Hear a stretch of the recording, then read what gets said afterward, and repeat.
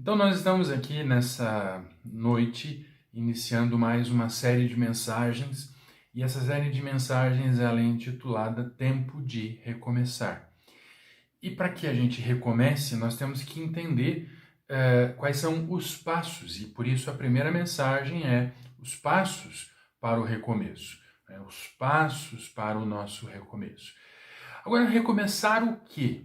O que significa esse recomeçar? Nós vamos estudar alguma coisa a respeito disso no livro de Neemias e outros textos também, mas principalmente no livro de Neemias, que em um determinado momento da sua vida acabou tendo que tomar algumas decisões, já vamos falar a respeito disso. Agora eu quero que você entenda o seguinte: nós passamos e estamos passando por um dos momentos mais críticos da sociedade humana. Nós vimos algumas certezas que nós tínhamos sendo trituradas, se esfacelando diante de nós. E essas certezas, as quais eram muito caras para nós, deixando de existir, acaba acontecendo que há um buraco. E nós precisamos fechar esses buracos que foram criados em nossas vidas durante esse período. Muitas certezas, como eu disse, foram trituradas. Muitas convicções foram destruídas. Empregos foram perdidos, vidas foram perdidas. A emoção das pessoas foi abalada de maneira profunda, de maneira contundente.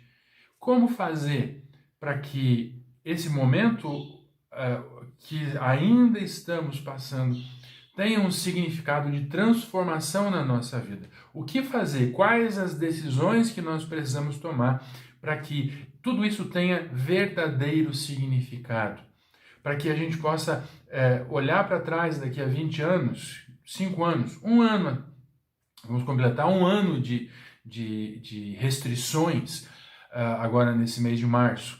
Quem sabe daqui a mais 1 ano, 2 anos, nós estamos em 21, quem sabe daqui a mais 1 ano, 2 anos, 3 anos, nós olhemos para trás e pensemos, puxa, como Deus agiu em nossas vidas, como Deus realizou grandes coisas nas nossas vidas. Mas para que isso aconteça, nós precisamos entender algumas coisas e precisamos colocar alguns pontos claramente visíveis para nós, para que a gente possa seguir adiante. Ou seja, nós precisamos de um plano, de um projeto para realizar essa reconstrução. Nós precisamos de um orçamento, vamos falar a respeito disso também, precisamos de um orçamento. Então eu quero que você leia junto comigo Neemias capítulo 1, vamos ler do versículo 1 ao 4. Diz assim: essas são as memórias de Neemias, filho de Acalias, no mês de Quisleu, no 20º ano do reinado do rei Artaxerxes. Eu estava na fortaleza de Suzã. Hanani, um dos meus irmãos, veio me visitar, com alguns homens que haviam chegado de Judá. Perguntei-lhes então a respeito dos judeus que haviam regressado do cativeiro e da situação em Jerusalém. Eles responderam: as coisas não vão bem para os que regressaram à província de Judá. Eles estão passando por dificuldades e humilhações. O muro de Jerusalém foi derrubado e suas portas foram destruídas pelo fogo. Quando ouvi isso, sentei-me e chorei. Durante alguns dias lamentei, jejuei e orei ao Deus dos céus. Neemias 1, versículo 1 ao versículo 4.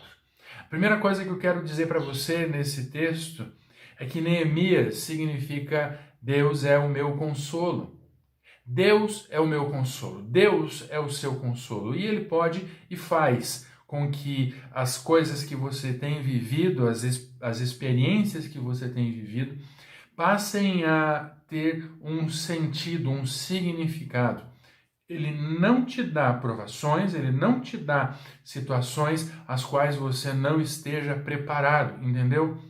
Você é apoiado por Deus, o Espírito Santo do Senhor está disponível a você para que você consiga enfrentar os seus dilemas, as suas dificuldades, provações, para que então você possa seguir adiante e conseguir entender mais a respeito do que Deus tem para você e para a sua família. Então, entendendo que Neemias, o nome dele significa Deus me consola, nós precisamos entender também algumas coisas, e já vamos fazer o paralelo a respeito disso para as nossas próprias vidas. Então, primeira coisa, Neemias, ele era judeu, ele era alguém que conhecia a Escritura, ele era um homem instruído, senão ele não estaria trabalhando como copeiro do rei.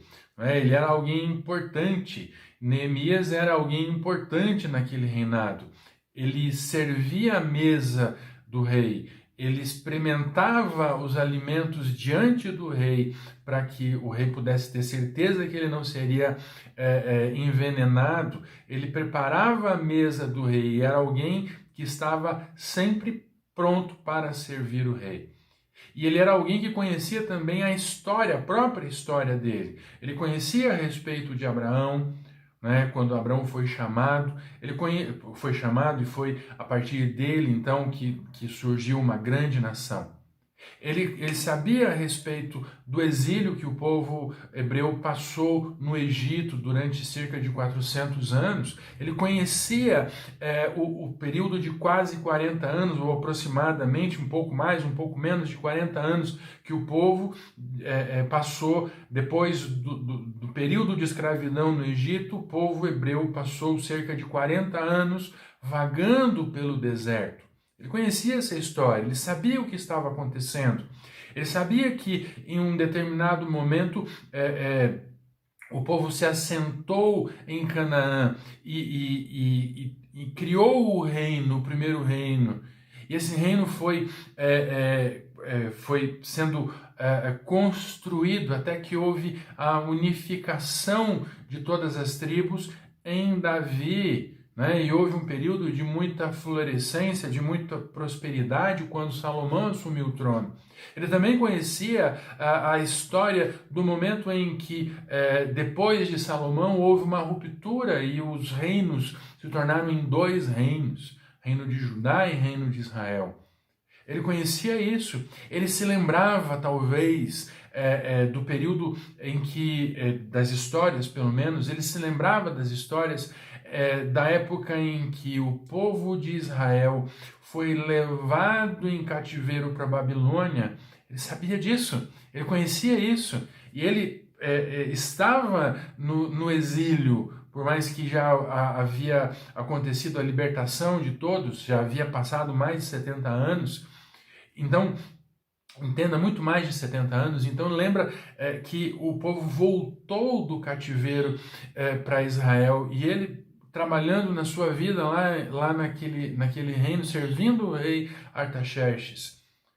Ele então recebe aquele grupo de pessoas, amigos seus, irmãos na fé, talvez irmãos no sangue. Ele recebe aquelas pessoas e pede notícias. E a notícia que ele tem é que o que sobrou está destruído. E o nosso povo está envergonhado, humilhado. Sabe, algumas coisas que nós vemos nesse texto, nesse livro, é que é importante que nós entendamos aquilo que aconteceu. É importante que nós olhemos para o que está acontecendo e para o que aconteceu. É importante que nós entendamos e reconheçamos que o que vivemos, assim como ele fez, é um tempo de provação. E é importante também que seja reconhecido onde essa provação está acontecendo. E qual é o significado dessa provação? Não aprovação, provação. Nós passamos por provações para que, então, eventualmente sejamos aprovados. É o que desejamos, sermos aprovados.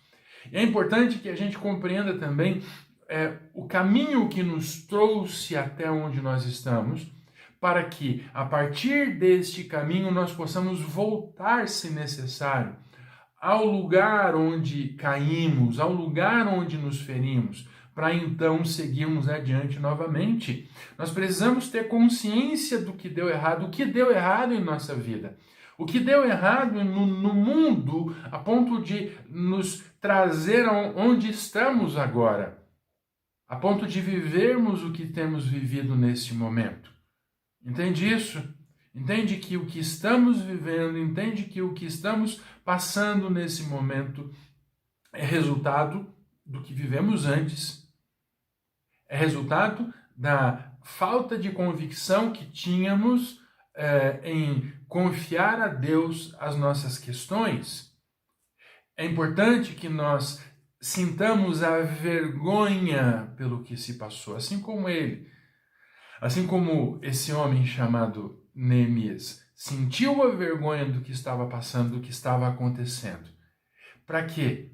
Para que, olhando tudo isso, para que percebendo tudo isso, nós possamos então entender a reconstrução, a restauração, entender que a reconstrução, a restauração de qualquer coisa precisa, para que isso aconteça, é necessário que haja uma perspectiva correta do que deu errado, do que deu certo, para que então nós possamos fazer um projeto, um plano, entender as coisas que nós temos diante de nós. É preciso um plano, é preciso um projeto para que nós possamos orçar toda a obra, entender quais serão os recursos que nós precisaremos investir para que a nossa obra seja, essa obra no caso, seja terminada, entende? Então é preciso entender que nós precisamos realizar um trabalho, nós precisamos entender o desafio, nós precisamos entender os nossos sentimentos, colocar os nossos sentimentos a respeito de tudo isso que estamos vivendo diante da mesa, numa mesa diante de nós, para entendermos o que isso significa e buscar consolo em quem tem realmente poder para nos consolar. E é por isso que nós estamos aqui nessa noite, para entender tudo isso.